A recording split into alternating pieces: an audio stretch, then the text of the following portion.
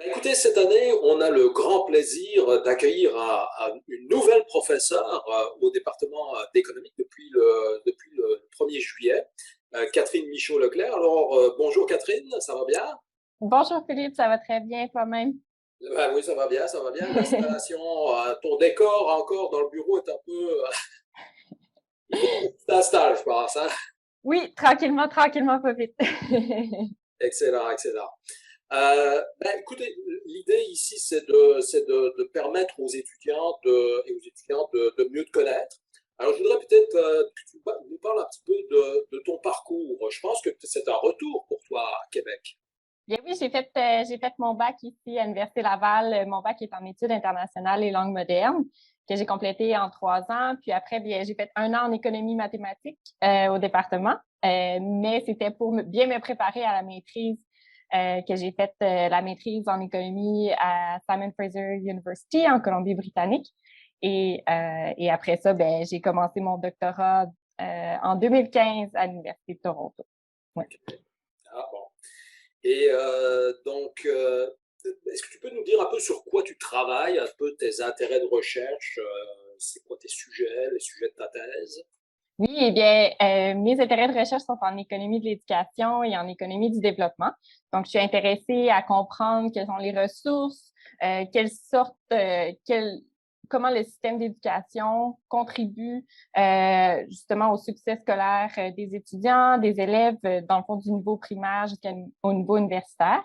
Donc, dans ma thèse, le chapitre principal de ma thèse était un article dans le contexte du Pakistan, dans lequel j'étudiais comment la croissance du nombre d'écoles privées que l'on observe dans dans des milieux ruraux au Pakistan, quel est l'impact sur l'éducation publique.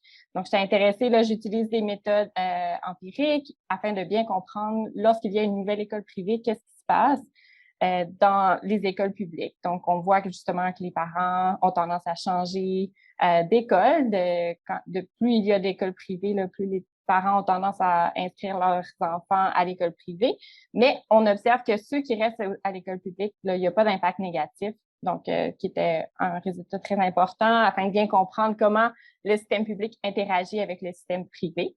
J'ai également le deuxième article de ma thèse est dans le contexte du Malawi. Donc, j'ai eu une opportunité incroyable de travailler 6 mois au Malawi pour travailler là, dans une expérience randomisée et contrôlée dans laquelle nous donnons accès à Wikipédia à des jeunes élèves du secondaire. Puis, c'était super intéressant. Pendant 1 an de temps, on travaillait en collaboration avec des jeunes là, très motivés qui ont utilisé Wikipédia pour s'informer sur toutes sortes de sujets qui les intéressent, également dans le contexte de leurs cours. Puis on observe que justement en lisant sur des articles qui les intéressaient, ces élèves-là ils ont amélioré leur note scolaire en anglais. Donc, on suggère justement là, que en offrant du contenu justement de lecture qui intéresse ces jeunes-là, qui ont des intérêts aussi très variés et très hétérogènes, bien, on peut observer que ça améliore leur performance scolaire en anglais, mais également en biologie, puisque c'est un sujet qui les intéresse beaucoup. Donc, Euh, est-ce qu'on pourrait conseiller à nos étudiants d'examiner le Wikipédia en anglais plutôt qu'en français? Ça pourrait bien, être, ça peut être en effet, là, je pense que ça démontre vraiment que la lecture est importante afin d'améliorer justement nos habiletés, là, autant en français, en anglais ou même dans d'autres langues. Je pense que c'est quelque chose de très important, oui. Et ton agenda de recherche, si on pense par exemple il y a peut-être des étudiants ou des étudiantes qui débutent leur maîtrise, puis qui sont intéressés aux questions de l'économie du développement ou d'économie de l'éducation. Donc, toi, ton agenda de recherche, est-ce que tu as un peu des idées de vers quoi tu t'en vas? Oui, bien moi, c'est sûr que je vais continuer à travailler dans le contexte du Pakistan.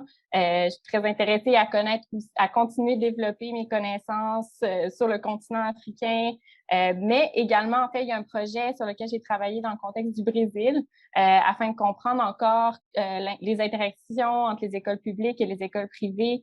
Quel est l'impact sur éventuellement les décisions d'acquérir des études postsecondaires dans le contexte là, du Brésil. C'est un sujet là, qui m'intéresse beaucoup puis que je vais continuer là, d'étudier. J'ai également là, l'intention de percer, comprendre un peu mieux aussi le système d'éducation au Québec, travailler sur les programmes publics au Québec et dans le contexte canadien. Donc, c'est aussi un sujet là, qui m'intéresse, comprendre le système d'éducation. Quand même beaucoup d'intérêt là, à comprendre l'éducation publique, privée, comment ces deux systèmes interagissent. Donc, c'est des sujets qui m'intéressent beaucoup. Puis, j'espère pouvoir discuter davantage avec tous les étudiants qui sont intéressés aussi dans ces sujets-là. C'est super. Alors, il y a aussi l'enseignement, hein, il y a la recherche, puis il y a l'enseignement. Là, ce semestre, tu n'enseignes pas, c'est un semestre de transition, donc tu travailles sur ta recherche. Mais je pense que c'est à partir de cet hiver que tu vas enseigner 2 cours. Est-ce que tu peux nous en parler un petit peu de ces 2 cours? Oui, eh bien, le premier cours, c'est le cours d'analyse économique du marché du travail. Donc, ECN 3100. Ah bon, donc c'est un cours de premier cycle, hein?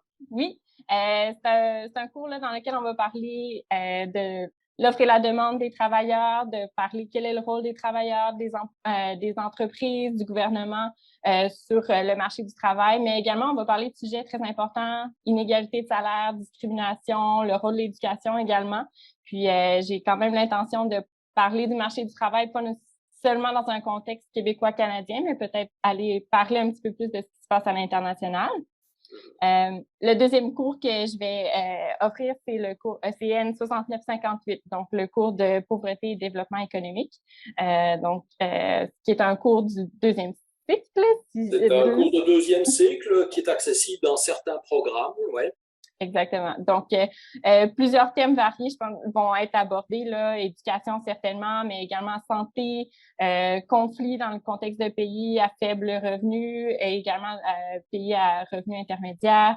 On va parler de genre, d'agriculture, de technologie probablement. Donc, plusieurs thèmes qui vont être, là, si jamais les étudiants du cours ont certains thèmes qu'ils veulent aborder, ça va faire vraiment plaisir de l'incorporer dans la discussion. Il y a tout plein de sujets qui sont vraiment intéressants pour penser justement au développement économique. Donc, je pense que ça va être un cours très intéressant. Puis j'ai vraiment les 2 cours, j'ai très hâte de les offrir. Ah, écoute, c'est 2 beaux cours, hein, c'est des sujets vraiment très, très, très à la fois appliqués et très importants. Là, donc, puis je pense qu'ils vont susciter beaucoup d'intérêt de la part des étudiants et des étudiantes.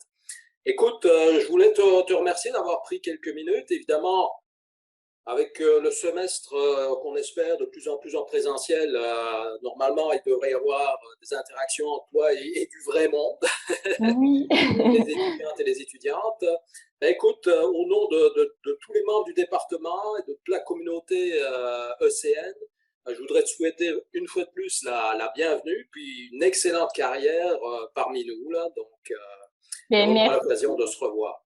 Absolument, merci beaucoup. Puis pour les étudiants, n'hésitez pas à m'écrire et éventuellement cogner à ma porte. Ça va me faire vraiment plaisir. Puis je suis très heureuse de me joindre au département. Très emballée à tous les projets qui s'en viennent. Merci. OK, salut, hein, au revoir.